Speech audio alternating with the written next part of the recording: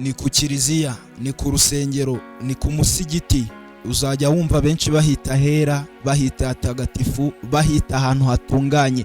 Ibyo ngibyo bikajyanirana nuko n'abahakora, abahaba, abahitabira bajya kuhasengera bazaba ari abantu by'umwihariko bagaragaza ko baca cyangwa se bangurunuka ikintu kibi cyitwa icyaha. Ese ibi ngibi byo byaturutse hehe kugira ngo twumve saga cyangwa twumve ibintu by'urwango, ibintu by'ubugambanyi, ibintu by'urukozasoni mu rusengero, ibintu bijyanye n'ubusahuzi, ibintu bijyanye n'ubujura? Ese ibi ngibi byaturutse hehe? Tugiye kunyarukira mu gihugu cy'u Rwanda turebe uko ibintu byifashe, turebe uburyo byagiye bitangira saga zitandukanye, ndetse tunareba n'abantu batandukanye bagaragaweho ibikorwa by'umwihariko byihariye bitari bisanzwe bimenyerewe bibera mu nsengero, cyangwa se ibyagiye bikorwa bifitanye isano n'abakora mu rusengero.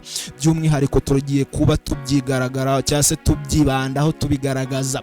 We mbere yuko dukomeza banza ukore subscribe hano kuri Men Empire, hanyuma ibindi bitandukanye tugende tubana nawe. Subscribe, like, share ndetse na comment. Update zigiye zitandukanye tugende tuzikugezaho. Mwagiye mwumva inkuru nyinshi cyane zigiye zitandukanye, mwagiye mwumva byinshi bigiye bitandukanye bifitanye isano n'ibibera mu rusengero, ariko hari amagambo menshi akomeye cyane yagiye agarukwaho cyane nk'abemera ubutumwa bwiza bwanditswe mu bitabo bigiye bitandukanye, by'umwihariko cya Bibiliya turibanda ku bakristo. Hari amagambo agira ati inzu yanjye mwayigize isenga ry'abambuzi cyangwa se mwayigize iguriro. Ni amagambo agenda aboneka mu gitabo cya Bibiliya by'umwihariko ugiye gusoma ukacukumbura. Ariko ibi ngibi byavuye hehe muri iki gihe? Ibintu bimaze gufata, ibintu bifata izindi ntera ndende, ibintu biva ku rwego rumwe bigera ku rundi.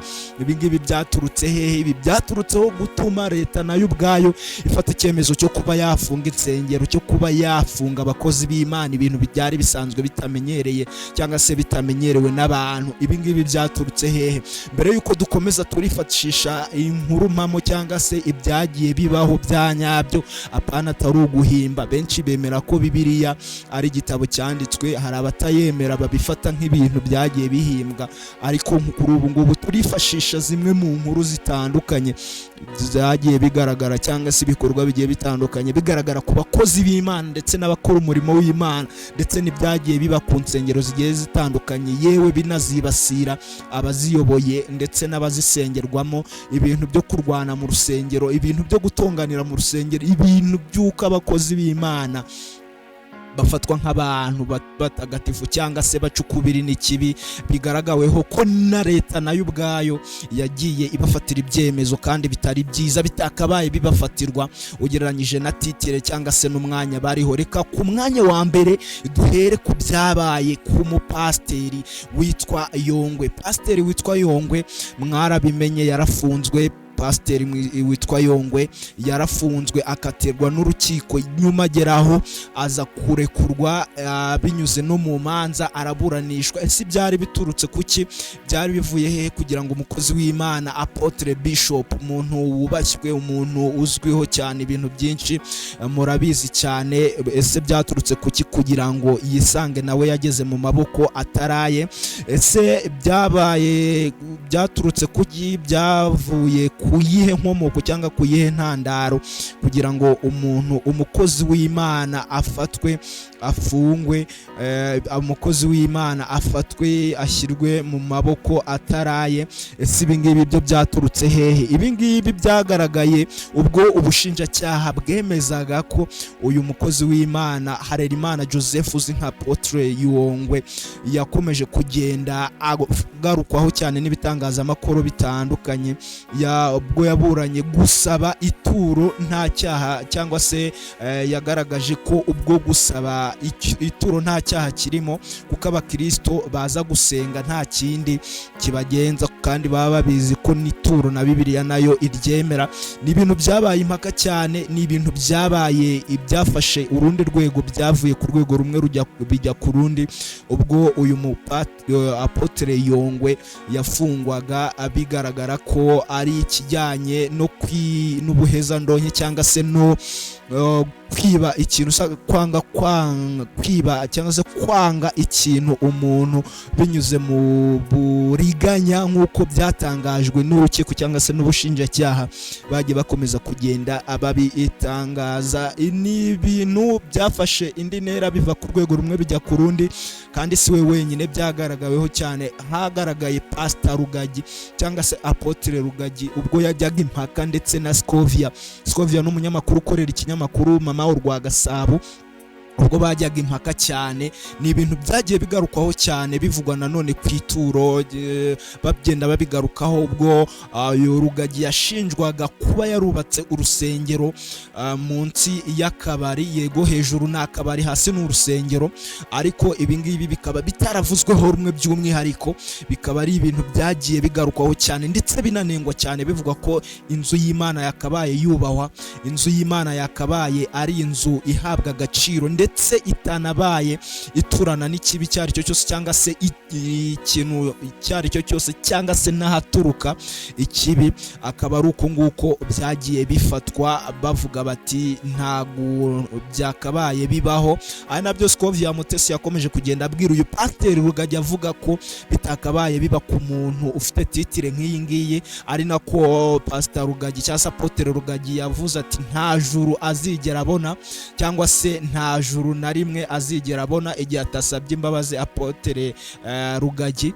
Ibintu bikaba birebire, Apotre Rugagi agenda bigira binini cyane. Scovia nawe agenda avuga ati ntago kubona ijuru kwanjye gushingiye ku kuza imbere cyangwa ngo umpeshe umugisha cyangwa nkusabe imbabazi.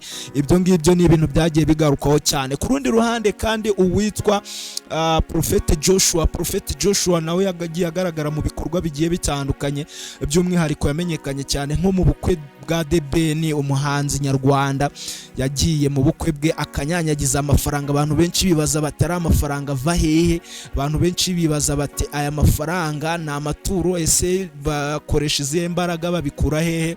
Ni ibintu byinshi byagiye bivugwaho cyane, bavuga ko no mu biganiro bitandukanye yagiye akora, yagiye avuga ko kunywa inzoga nta cyaha kirimo, yagiye avuga ko kunywa inzoga nta kosa ririmo, aho yagiye agaragara ndetse ari no kuzinywa mu mafuta agiye atandukanye.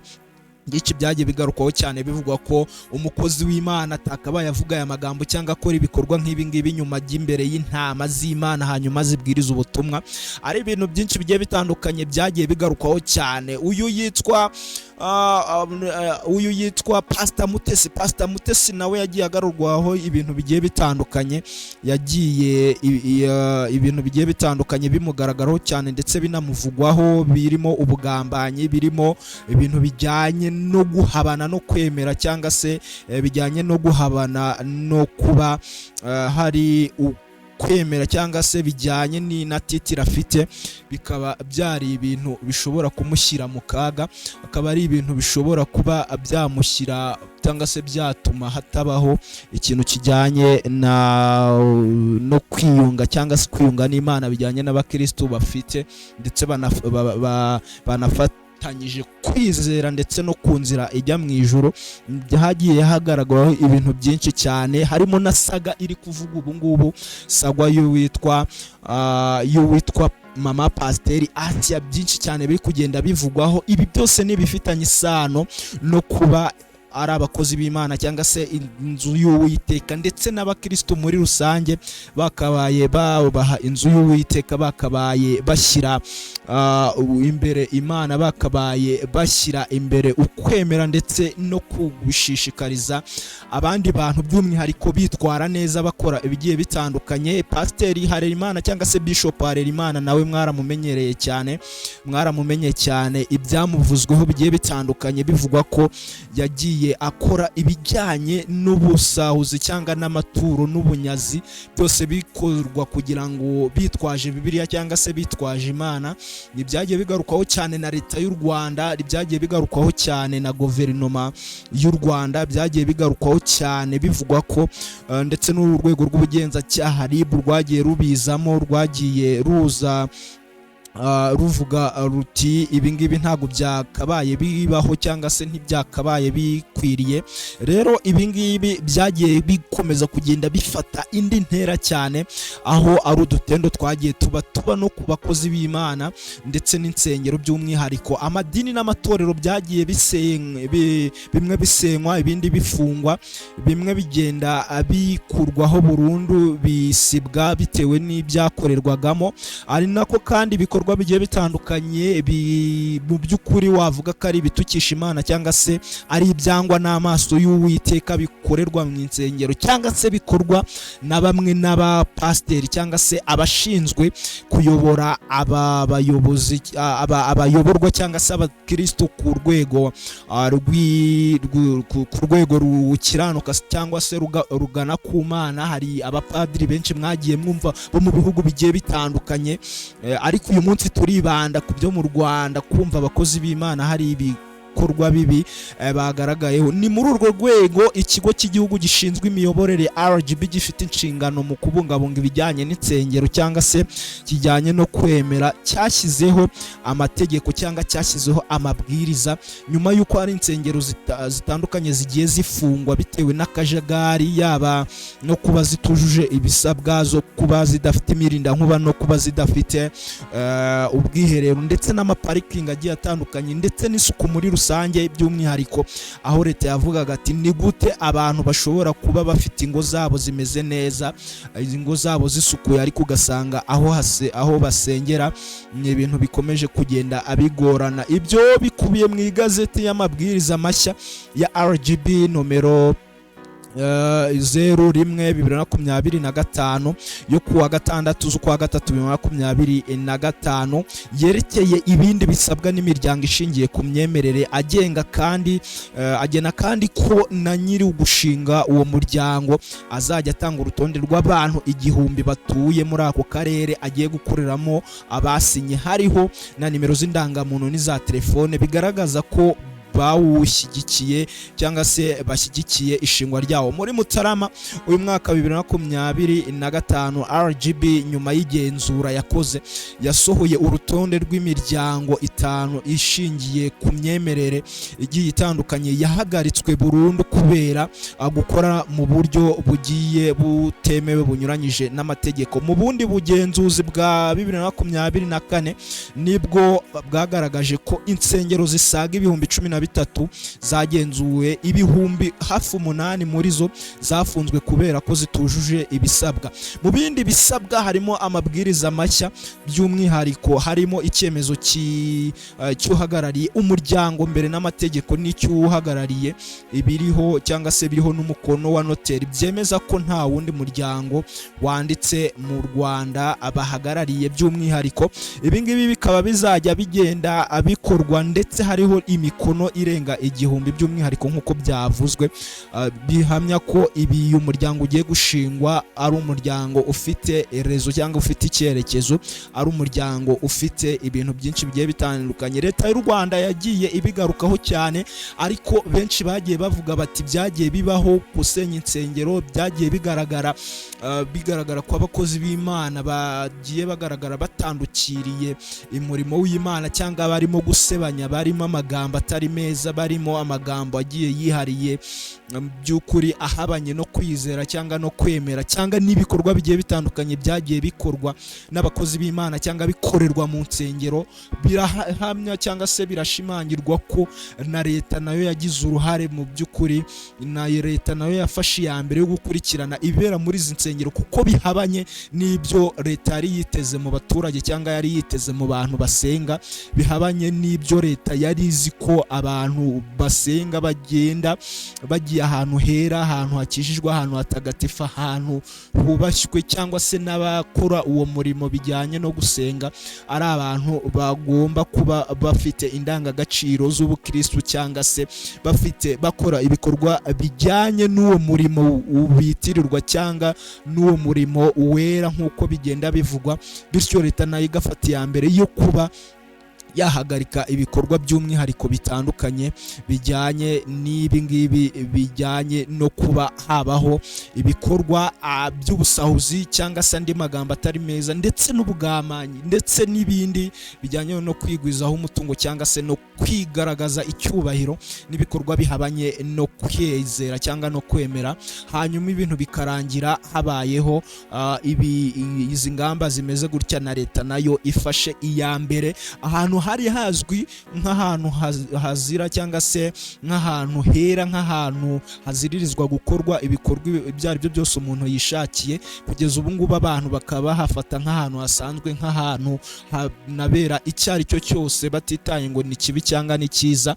Ariho ibintu bikomeje kugenda bifata indi ntera. Abangaba twari turi kugenda tugarukaho akaba ari bo bivugwa cyangwa se bagiye bagaragara cyane by'umwihariko, ariko si bo bonyine kuko nibo bafite amazina azwi cyangwa bagiye bubaka, bafite amazina aremereye cyane by'umwihariko mu Rwanda. Kandi si mu Rwanda gusa ibingibi byagiye biba, wenda icyabaye by'umwihariko ugereranyije n'ahandi nuko mu Rwanda ibijyanye no kwemera babifatiye izindi ngamba, insengero zimwe na zimwe zigafungwa cyangwa se nazo zigahagarikwa by'umwihariko bitewe n'uko zitujuje ibisabwa. No ku bindi migabane itandukanye ndetse no mu bindi bihugu bitandukanye birimo n'Ubwongereza ndetse birimo na za Kenya, nka Kenya murabyibuka ko hari abakristo bigeze, umupasiteri yigeze gutuma abakristo bapfa, abakristo bakicisha inzara ngo nibwo bazahura n'Imana. Ibi ngibi rero na leta y'u Rwanda yagiye bigarukaho cyane, ivuga ko bimwe mu bijyanye n'ibibwirizwa abantu, ibigenda bibwirwa abantu bagenda babikurikiza bakumva ko ariko kuri bijyanye n'uko bemera, ibintu bikarangira babigendeyemo haburiyemo n'ubuzima. Leta y'u Rwanda yagiye ihamya kenshi ivuga ko ibyo ngibyo ari ubuyobe ndetse bidafite n'aho bishingiye, ahubwo ari ibijyanye no kuyobya abantu ndetse no kuba hari ingaruka zikomeye bishobora kuba byanatera mu muryango nyarwanda. Ari n'amagambo akomeye cyangwa se n'ikiganiro gikomeye His Excellency yagiye akomeza aganira n'abanyamadini, ababwira ko bagomba kwitonda ndetse icyambere bagomba kubaka umuryango nyarwanda, hanyuma ibintu bikarushaho kugenda neza cyane. Iyi yari mama Men Empire, ni Men Empire. We kora subscribe, ukore like, share ndetse na comment, hanyuma ukomeze ubane natwe. Ibiganiro bigiye bitandukanye tuzajya tugenda tubikugezaho umunsi ku munsi.